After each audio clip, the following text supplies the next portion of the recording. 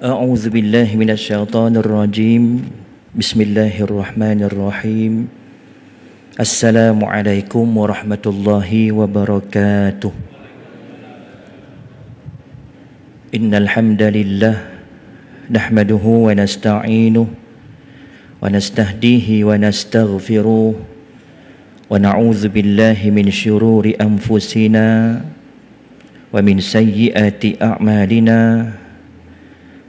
من يهده الله فلا مضل له ومن يضلله فلا هادي له أشهد أن لا إله إلا الله وأشهد أن محمدا عبده ورسوله اللهم صل وسلم على سيدنا محمد وعلى آله وصحبه أجمعين سبحانك لا علم لنا إلا ما علمتنا إنك أنت العليم الحكيم رب اشرح لي صدري ويسر لي أمري واحلل عقدة من لساني يفقه قولي اللهم أنت ربي لا إله إلا أنت خلقتني وأنا عبدك وأنا على عهدك ووعدك ما استطعت أعوذ بك من شر ما صنعت أبوء لك بنعمتك علي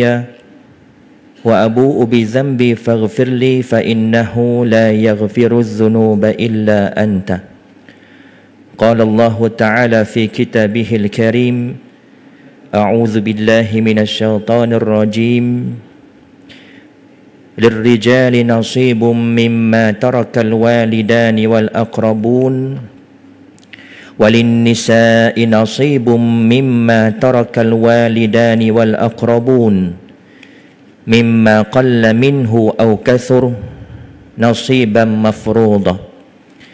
Bagi lelaki ada bahagian pusaka dari peninggalan ibu bapa dan kerabat, dan bagi perempuan juga ada bahagian pusaka dari peninggalan ibu bapa dan kerabat, sama ada sedikit ataupun banyak, iaitu bahagian-bahagian yang telah diwajibkan oleh Allah Subhanahu wa taala. Wa qala an-nabiy sallallahu alaihi wasallam ta'allamul qur'ana wa 'allimuhun nas wa ta'allamul fara'idha wa 'allimuha fa inni imru'un maqbudun wal 'ilmu marfu'un wa yushiku ay yakhtalifa ithnani fil faridati wal mis'alati fala yajidani ahadan yukhbiruhuma. Nabi SAW bersabda yang bermaksud, pelajarilah ilmu Al-Quran serta ajarkanlah ia kepada manusia, dan pelajarilah ilmu faraid serta ajarkanlah ia. Sesungguhnya aku manusia biasa, yakni akan wafat jua, dan ilmu akan hilang, yakni dengan matinya para ulama atau matinya orang yang memiliki ilmu. Sesungguhnya aku sangat resah dan takut jika nantinya ada orang yang bertengkar tentang pembahagian pusaka dan permasalahan lainnya, akan tetapi mereka tidak menemukan seorang pun yang sanggup meleraikan dan menyelesaikan masalah mereka. Hadis riwayat Imam Ahmad. Yang dihormati Tuan Nazir, Tuan Imam, Tuan Bilal, pegawai serta ahli jawatan kuasa Masjid Ar-Rahmaniyah, Masjid Kampung Sungai Lang Baru, yang saya mulakan pimpinan masyarakat, para alim ulama, asatizah di kalangan tuan-tuan dan juga puan-puan, seterusnya muslimin, muslimat, hadirin, hadirat. Alhamdulillah, pertama dan selamanya kita merafakkan kesyukuran kehadrat Allah Subhanahu wa taala atas nikmat iman dan juga Islam, atas izin dan juga rahmatnya dapat kita bertemu lagi pada malam ini bagi menyambung pengajian kita berkait dengan ilmu faraid.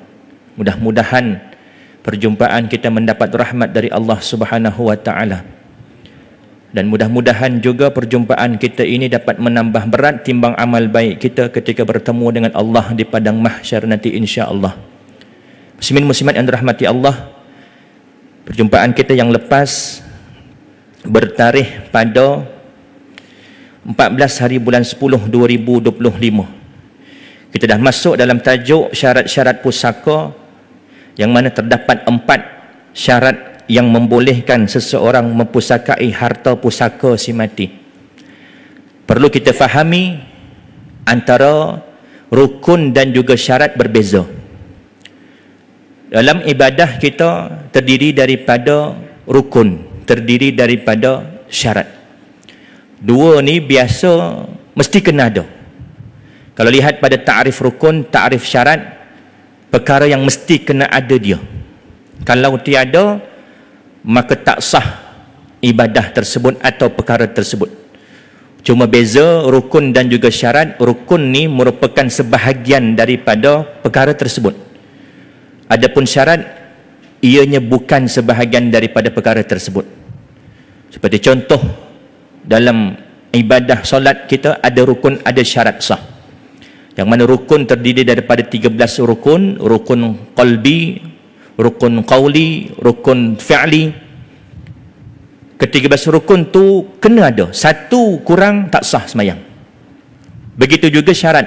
Syarat sah solat, seperti contoh menghadap kiblat, masuk waktu, suci daripada najis, badan kita, pakaian, tempat, suci daripada hadas, hadas kecil, hadas besar. Cukup 13 rukun tapi belum masuk waktu, kita solat tak sah. Maknanya kedua-duanya kena ada. Rukun dan juga syarat, dua-dua kena ada. Begitu juga dalam faraid. Ada rukun dan ada syarat. Rukun faraid 3. Adanya si mati yang memiliki harta. Yang kedua, adanya waris. Yang ketiga, adanya harta.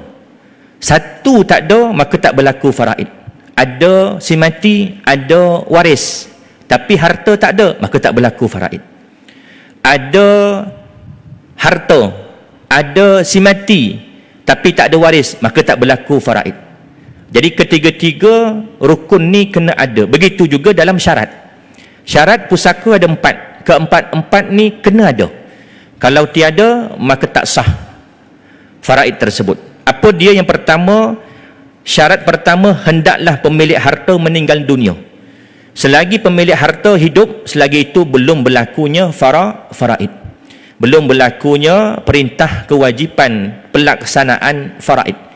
Sebab pemilik harta masih hidup. Kita sebut pusaka, harta pusaka pada harta orang yang dah mati. Kalau orang tu masih hidup, harta dia belum lagi disebut sebagai pusaka. Tunggu dia mati, baru kita sebut sebagai pusaka sipulan bin sipulan. Yang kedua, kita dah bincangkan secara terperinci. Yang dikatakan hidup, meninggal dunia pemilik harta ni adalah dengan kematian hakiki. Seperti contoh kematian yang biasa kita dengar, ada berita kematian ahli karyah semalam, minggu lepas, itulah kematian hakiki. Ada kematian secara hukumi yang mana diputuskan oleh pihak mahkamah. Dalam perundangan kita di Malaysia, Mahkamah Sivil iaitu Seksyen 108 Akta Keterangan 1950 disemak pada tahun 1971 memperuntukkan bahawa seseorang itu boleh dianggap sebagai mati, yakni andaian kematian setelah tidak didengar berita tentang diri orang yang hilang itu selama tempoh 7 tahun oleh orang yang sepatutnya mendengar khabar beritanya sekiranya dia masih hidup. Ini kita punya undang-undang. Seperti contoh kes kehilangan kapal terbang MAS sebelum ini, kena tunggu, kalau mengikut kita punya perundangan sivil 7 tahun. Kalau mengikut syariah dalam pendapat mazhab Imam Asy-Syafi'i 4 tahun. Tapi kita ambil guna pakai sivil sebab urusan pusaka di Malaysia adalah di bawah pentadbiran sivil. Mahkamah syariah hanya untuk mengeluarkan sijil faraid, hanya untuk mengesahkan hibah, hanya untuk mengesahkan wasiat. Tetapi main perundangan kita di Malaysia dalam bab pusaka atau harta kematian, harta orang yang mati adalah di bawah bidang kuasa mahkamah sivil. Kalau nilainya 5 juta ke bawah, harta si mati ni urusannya di pejabat pusaka kecil. Kalau nilainya atas 5 juta, maka urusannya di mahkamah tinggi sivil. Jadi misal kata selepas 7 tahun mesti kena buat aduan, kena buka fail, kena buat tuntutan pengesahan kematian. Bukan semasa seseorang itu hilang tak? Kalau contoh dia dah hilang 2 tahun, kemudian tahun ketiga baru nak buka fail untuk pengesahan di mahkamah sivil, maka bermula tahun ketiga tu. Tahun ketiga tu bermula. Lepas tahun sampai 7 tahun, barulah orang yang hilang ini dianggap mati secara hukmi. Kalau misal kata bagi isteri si mati, isteri orang yang hilang ini yang dianggap mati oleh mahkamah, dia tak boleh terus kahwin. Mana lepas 7 tahun tu dia tak boleh terus kahwin, dia kena tunggu iddah kerana suaminya dianggap mati. Kena tunggu 4 bulan 10 hari lagi, barulah boleh dia berkahwin dengan lelaki lain. Itu kalau misal kata dia tak pergi mahkamah membayar khuluk, ataupun kita panggil apa, tebus talak kan. Kalau biasa sekarang ni, kalau akad nikah tu dia ada taklik. Kalau suami ni mengasari isteri ataupun meninggalkan isteri dalam tempoh tertentu tanpa memberikan nafkah, maka isteri ni dia ada hak untuk mengadu di mahkamah dengan membayar sejumlah duit, maka tercerailah hubungan suami isteri ini. Maknanya kalau selagi benda itu tak berlaku, dia masih menunggu suami dia sehingga tempoh 7 tahun, sehingga diputuskan mati secara hukumi, dan dia kena tunggu lagi 4 bulan 10 hari baru boleh berkahwin dengan lelaki lain. Dan kematian takdiri, ini seperti contoh janin yang berada di dalam perut ibunya. Dia ditakdirkan mati. Kerana apa? Kerana dibunuh. Sama ada dibunuh oleh ibunya sendiri, contoh ibunya gugurkan anak dalam kandungan, atau dibunuh oleh orang lain. Yang mana hak janin ini dia berhak mendapat pampasan, kita panggil ghurrah, iaitu senilai lebih kurang dalam senilai 5 ekor unta atau 50 dinar. Dan harta janin ini akan diwarisi oleh janin, waris-waris janin ini. Kalau ibunya yang membunuh dengan sebab menggugurkan dengan sengaja, makan ubat ke dan sebagainya, maka ibunya kena bayar, dan ibunya tak dapat pusaka janin tersebut. Dan janin tadi ada waris-waris yang lain, mungkin ada adik-beradik, mungkin ada ayah, mungkin ada ibu kalau orang lain yang bunuh. Kalau tak ada sekalipun, akan pergi ke Baitul Mal harta anak dalam kandungan yang dibunuh ni tadi. Ni yang dikatakan mati secara takdiri. Syarat yang kedua, mestilah waris masih hidup. Dan bila kata hidup, termasuk anak di dalam kandungan. Hidup di sini, hidup secara nyata. Ini biasa. Seperti kita sekarang ni, hidup secara nyata. Atau hidup secara takdir. Yang ni kita akan sambung pada malam ini. Apakah dia yang dikatakan hidup secara takdir? Hidup secara takdir ialah janin di dalam kandungan ibunya.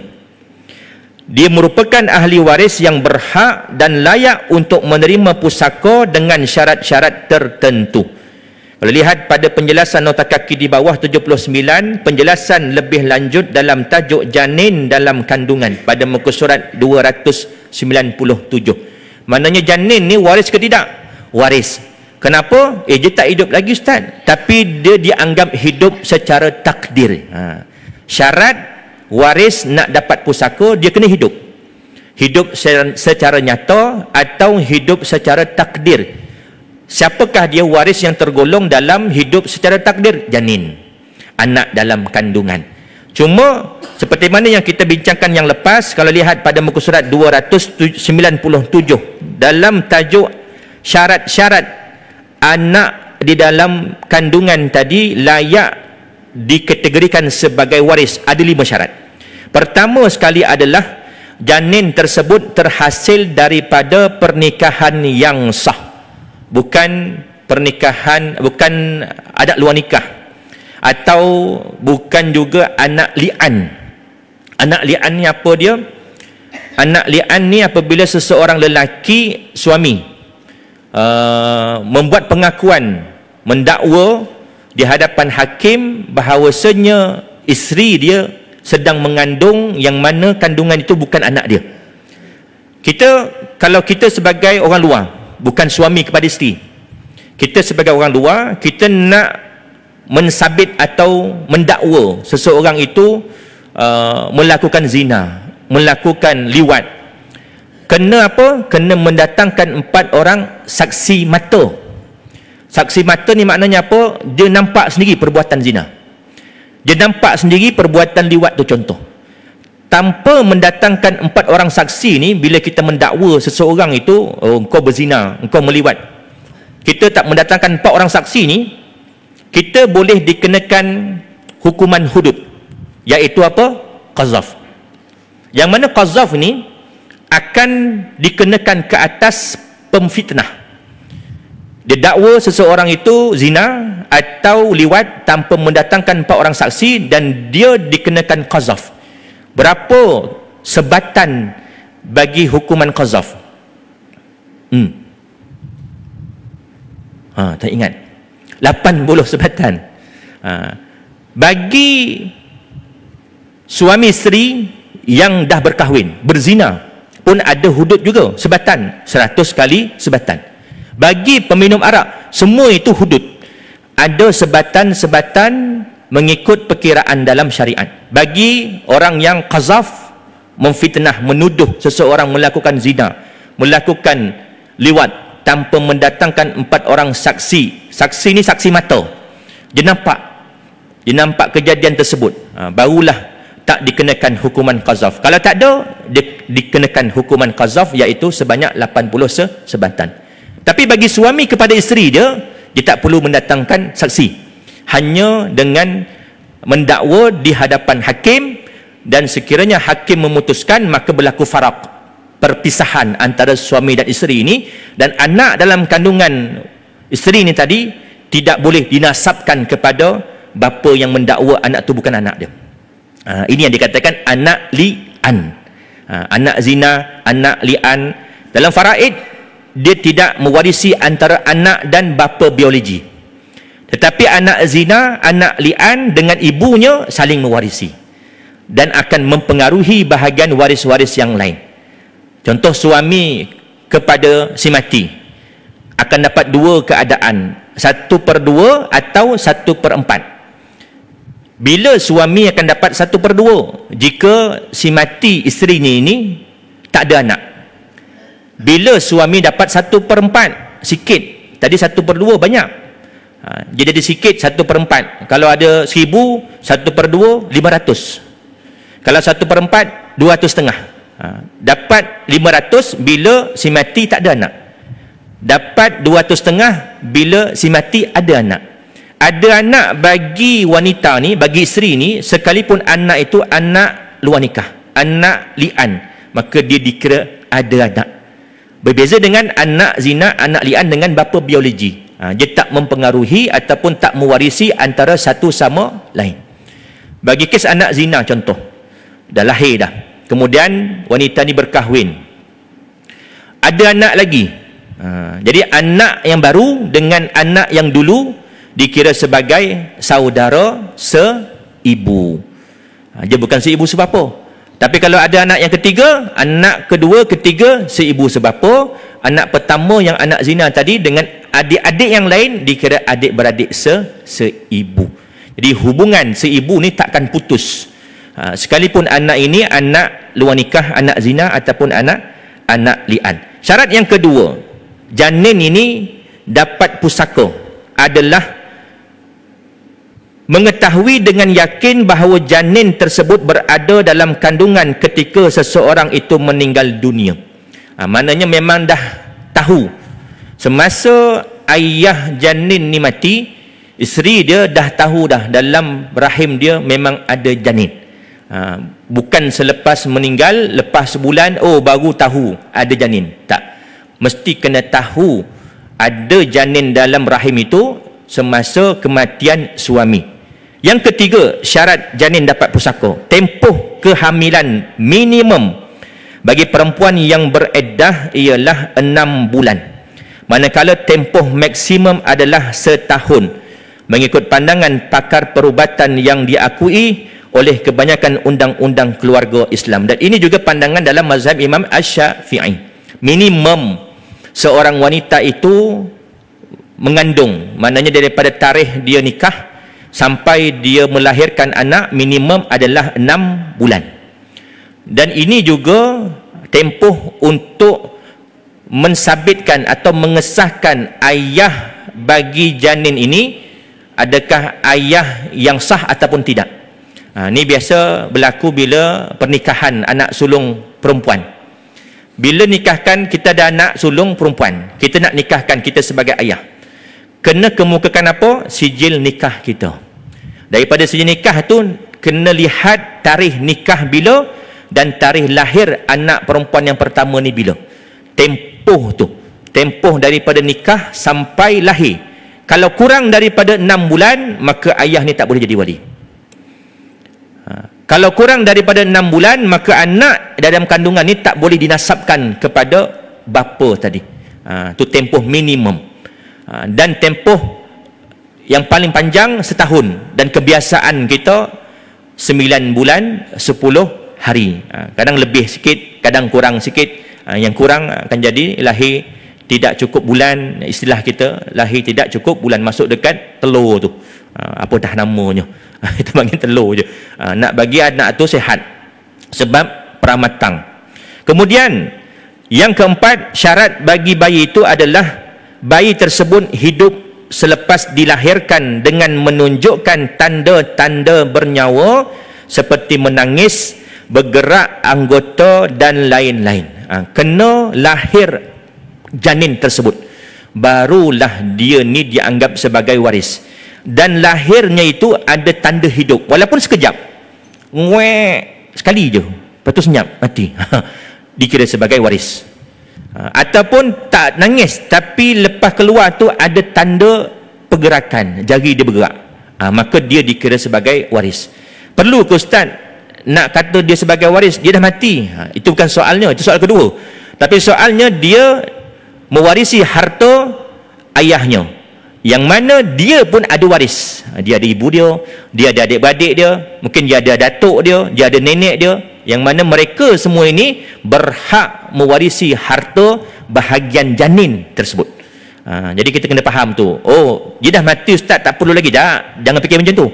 Sebab memang dia dah mati, tapi dia punya bahagian akan diwarisi oleh waris-waris janin tersebut. Waris ayah dia salah satunya, ada mak dia, isteri si mati, ada abang dia, kakak dia, ada anak-anak yang lain, dan dia pula mati yang kali kedua, dia pun ada waris juga. Jadi bahagian dia daripada ayah tu akan diwarisi oleh waris-waris janin. Boleh faham tak ni? Maknanya kematian berlapis lah. Kematian berlapis. Kematian pertama ayah, dan anak ni masih lagi dalam kandungan. Cukup syarat-syarat ni, keluar saja ada pergerakan sikit, mati. Maka kematian kedua pula, dalam faraid istilahnya munasakhat, kematian berlapis, yang mana ayah ada waris-warisnya termasuk janin tadi, dan janin ni ada waris-warisnya juga. Janin mewarisi harta ayah, dan waris-waris yang lain juga mewarisi harta ayah. Dan boleh jadi waris-waris ayah ni akan menjadi waris kepada janin juga. Seperti contoh isteri kepada ayah ni tadi, kalau dengan kematian pertama sebagai isteri, tapi dengan janin sebagai ibu, dia akan dapat dua bahagian, satu daripada harta suami, satu daripada harta janin. Begitu juga anak-anak yang lain. Misalnya kata ada abang atau kakak janin ni, dia anak ketiga contoh, abang kakak dia, iaitu anak kepada kematian pertama, dah dapat dah pusaka ayahnya. Kemudian dapat lagi bahagian janin ni tadi sebagai adik beradik. Ini syarat yang keempat, kena ada tanda hidup. Syarat yang kelima, bayi itu dilahirkan dalam keadaan seluruh badannya masih hidup. Maknanya apa? Kalau keluar kepala saja, nguek-nguek, tak sempat keluar sampai kaki, mati dah, tak dikira hidup. Syaratnya mesti kena keluar sampai habis, keluar kepala sampai keluar kaki, dan selepas itu ada tanda, sama ada tangisan ataupun pergerakan anggota badan dia, walaupun sekejap, maka dia dikira sebagai waris. Bulan lepas Tuan Nazir kita tanya berkenaan dengan kenapa tempoh 6 bulan. Kenapa tempoh 6 bulan, dan 6 bulan ini kalau dilihat bukan hanya dalil bagi minimum kandungan, bahkan tempoh pernikahan ataupun tempoh hidup lahirnya anak ini. Contoh lelaki ni meninggal dunia, dia ada isteri yang sedang mengandung. Macam mana kita nak katakan anak dalam janin ni dia sebagai waris? Dia kena lahir sebelum 6 bulan daripada tarikh kematian bapa dia. Yang kita sudah maklum 6 bulan tu tempoh minimum mengandung. Maknanya kalau kurang 6 bulan tak boleh nasab kepada bapa. Dan bapa tak boleh jadi wali nikah kalau anak tu anak perempuan.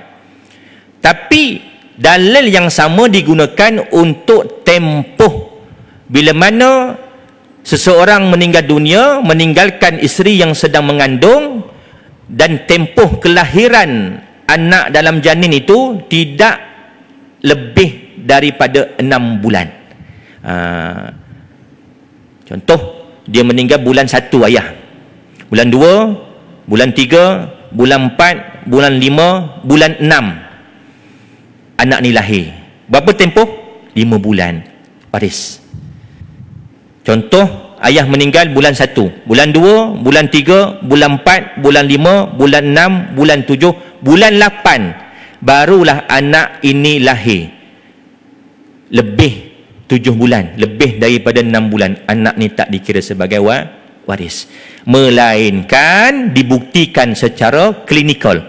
Maknanya doktor mengesahkan memang betul anak ini adalah anak daripada ayah yang mati tadi. Tapi dari segi hukumnya, tempoh 6 bulan tu bukan hanya untuk tempoh minimum mengandung, tetapi juga tempoh melahirkan anak dalam kandungan bagi menentukan dia ni waris ataupun tidak.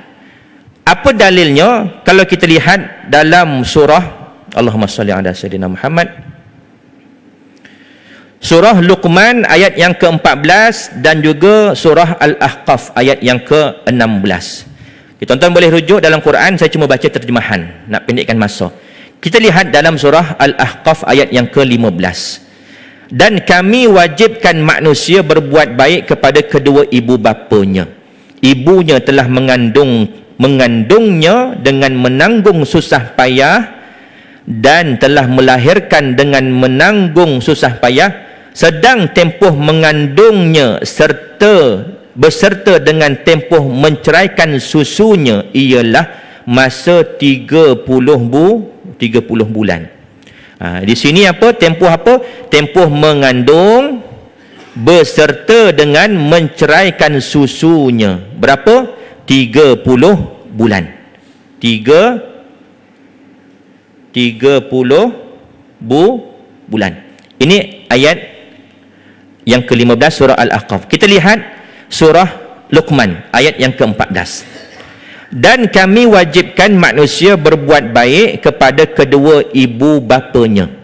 Ibunya telah mengandungnya dengan menanggung kelemahan demi kelemahan dari awal mengandung hingga akhir menyusunya, dan tempoh menceraikan susunya ialah dalam masa 2 tahun.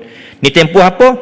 Tempoh menceraikan susu. Maknanya menyusu tu 2 tahun saja. 2 tahun berapa bulan? 24 bulan. Tadi berapa bulan? 30 bulan. Kita tolak 30 tolak 24 bulan. Jawapannya berapa? 6 bulan. Di sini yang diambil dalil menentukan tempoh minimum mengandung untuk nasab ayah 6 bulan dan tempoh melahirkan untuk jadi waris 6 bulan juga. Okay, jelas? Bulan lepas saya minta maaf tak dapat jawab.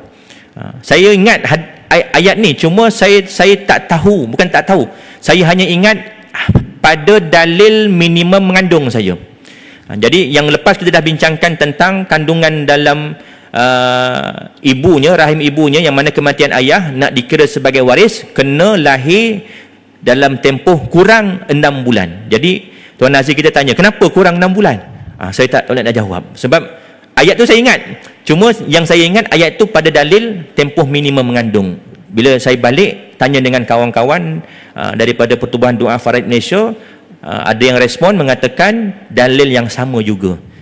Daripada pandangan mazhab Imam Syafi'i, dalil yang sama untuk menentukan minimum tempoh mengandung dan maksimum tempoh melahirkan anak dalam kandungan. Ini yang dikatakan sebagai mati secara takdir. Hidup secara takdir, hidup secara takdir ialah janin di dalam kandungan ibunya. Dia merupakan ahli waris yang berhak dan layak untuk menerima pusaka dengan syarat-syarat tertentu. 5 syarat tadi.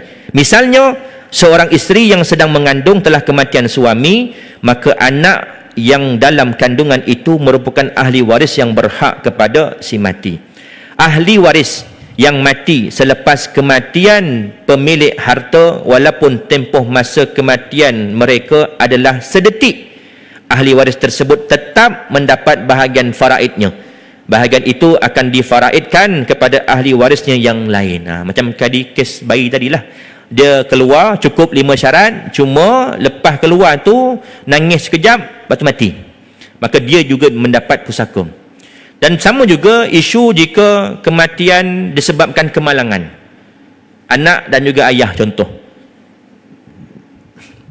berlaku kemalangan, na'udzubillah min zalik, kemudian masih hidup dekat tempat kejadian, dibawa ambulan ke hospital, kemudian dua-dua doktor sahkan meninggal dunia di hospital. Macam mana kita nak tahu siapa mati dulu? Do ke Minah mati dulu? Nak tahu mati dulu, kena tengok pada laporan doktor. Di surat mati, sijil mati tu ada tarikh dan masa. Walaupun beza seminit, ayah mati contoh 8-10 minit malam, tarikh 11/11/2025. Anak mati 8-1 minit malam, tarikh 11/11/2025. Jadi siapa mati dulu? Ayah mati dulu. Anak ini mewarisi harta ayah. Penting ke Ustaz dia dapat pusaka? Itu soalan kedua. Soalnya dia akan mewarisi harta ayah, dan anak ini juga ada waris-waris.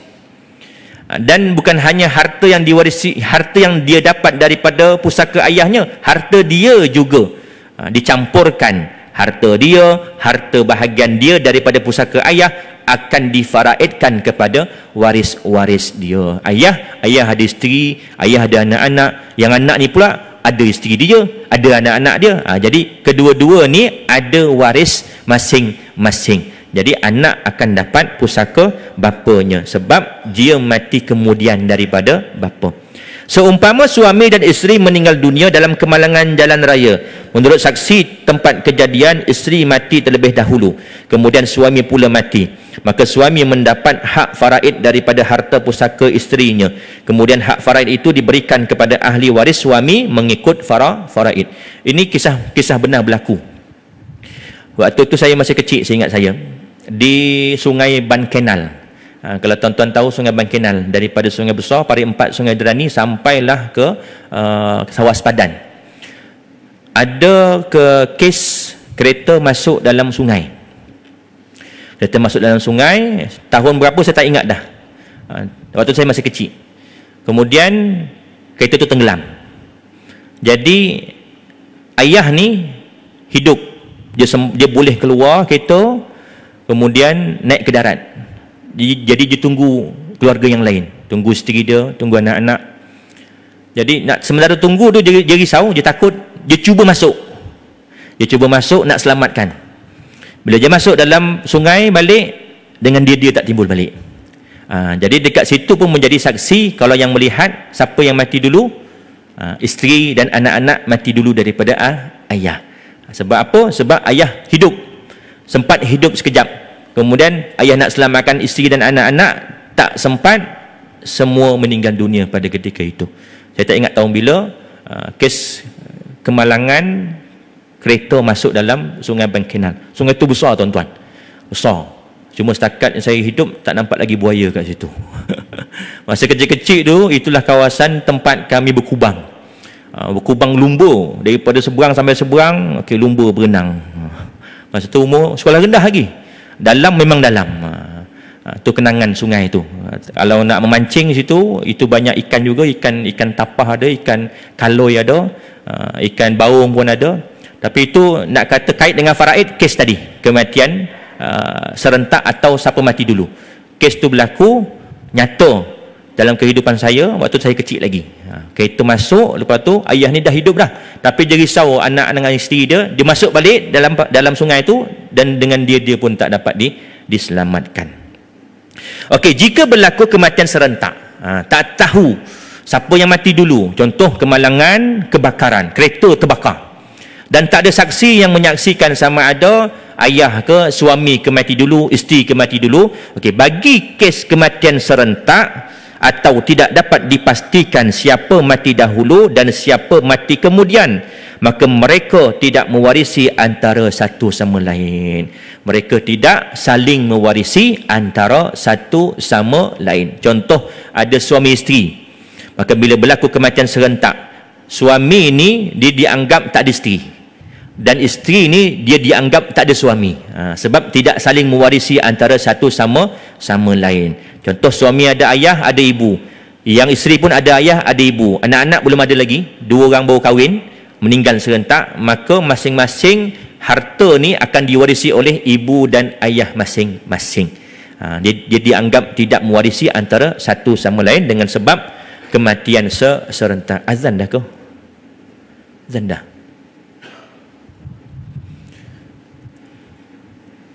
Sikit lagi. Hubungan si mati dan ahli waris diketahui dengan jelas. Ini bukan sikit, banyak ni. Saya ingat yang ni kita akan sambung insya-Allah pada bulan hadapan. Kita buka soalan 1-2 kalau ada. Silakan kalau ada soalan.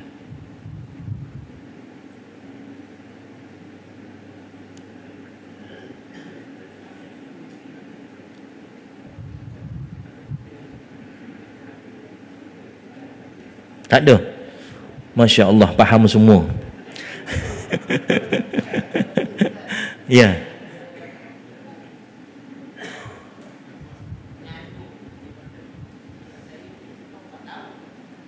Empat tahun maksimum ya. Kita maaf. Bismillah.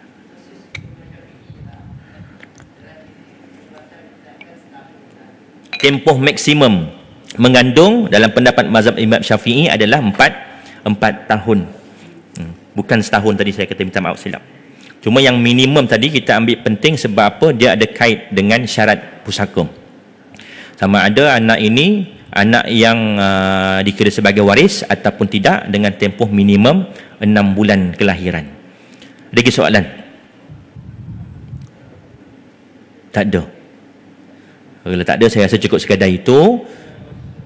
Yang baik itu datang daripada Allah dan kurang lemah itu datang daripada kelemahan dari saya. Saya mohon maaf, mohon ampun.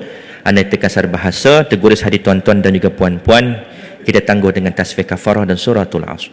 Subhanakallahumma bihamdika asyhadu an la ilaha illa anta astaghfiruka wa atubu ilaih. Bismillahirrahmanirrahim.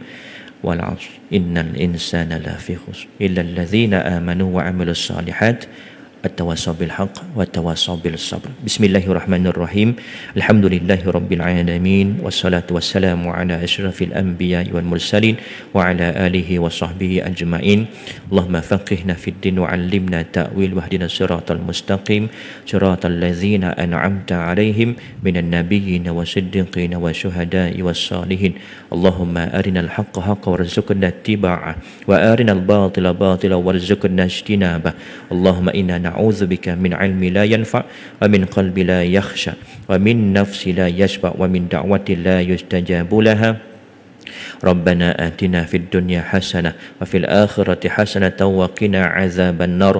Wa sallallahu ala sayyidina Muhammad wa ala alihi wa sahbihi wa baraka wa sallam. Walhamdulillahi rabbil alamin. Assalamualaikum warahmatullahi wabarakatuh.